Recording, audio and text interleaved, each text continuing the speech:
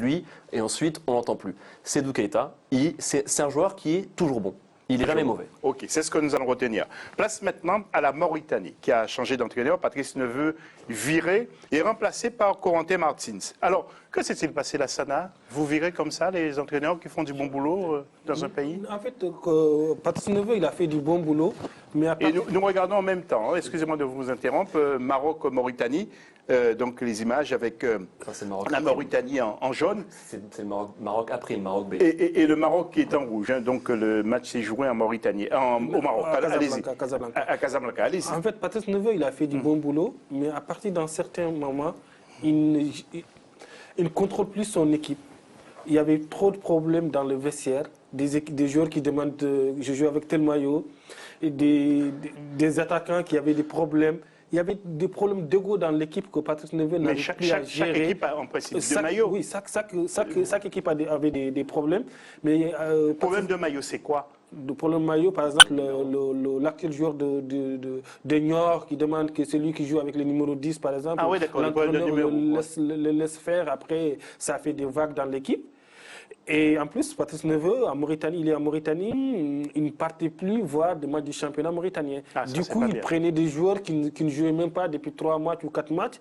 Et quand il arrive en France, parfois, il reste chez lui, il téléphone au club pour avoir tel joueur ou tel joueur. Il ne part pas sur le terrain, il n'allait pas voir les joueurs sur le terrain. En clair, vous ne voulez pas le dire, quand il venait en France, il partait en vacances. Bon, quand il venait en France, il partait en vacances et tout ça. Du coup, donc ça a créé beaucoup de problèmes. On ne peut plus progresser avec lui. Là, maintenant, ils ont pris Corentin Martins, un entraîneur qui n'a pas d'expérience sur la scène internationale et africaine, parce que la Mauritanie, nous n'avons rien pour l'instant. Nous avons besoin d'un entraîneur qui est comme nous, qui veut progresser, qui veut avoir quelque chose. L'objectif maintenant, c'est de se qualifier pour la CHAN 2016, le CHAN 2016 et la Coupe d'Afrique 2017. Alors, Lassana, je vais demander à Samy et Mohamed aussi, qui suivent de près le football, qu'est-ce que Corentin Martins peut apporter au football mauritanien, messieurs? Déjà, c'était un très bon joueur. Moi, personnellement, je le trouvais extraordinaire quand il jouait à Auxerre. C'était un très bon 10. Il a une belle carrière aussi en équipe de France. Et comme l'a dit Lassana, je pense que justement, c'est un coach qui a tout à prouver. Il débute. Il a tout à construire aussi avec la Mauritanie. Donc ça peut être une bonne chose. Je vous sens un peu... Bon, parce que ils ont pas pris un technicien africain. Un débutant, pour mettre un débutant à la tête Mais ça peut être justement une bonne chose. Un débutant qui a tout à prouver et qui va faire les efforts et qui sera sérieux, puisqu'il joue aussi sa réputation. Donc je pense que la Mauritanie, avec cette collaboration, a tout à gagner. Mohamed, vous verrez Corentin Martins à la tête du Mali? Non, je ne pense pas qu'il va candidater pour le Mali, parce qu'il y a des entraîneurs beaucoup plus expérimentés qui... Non, en fait, Martins, moi-même j'ai été surpris par rapport au choix de la fédération mauritanienne, mais je pense qu'il a déjà un vécu avec le football mauritanien, parce qu'il a déjà eu à manager des joueurs mauritaniens qui étaient quand il était directeur à Brest, directeur technique. Donc je pense qu'il y a eu ça qui a tourné, qui a penché dans la balance, y compris aussi le vœu du président de la fédération de se dire, OK, on va prendre un novice avec lequel on va partir à zéro.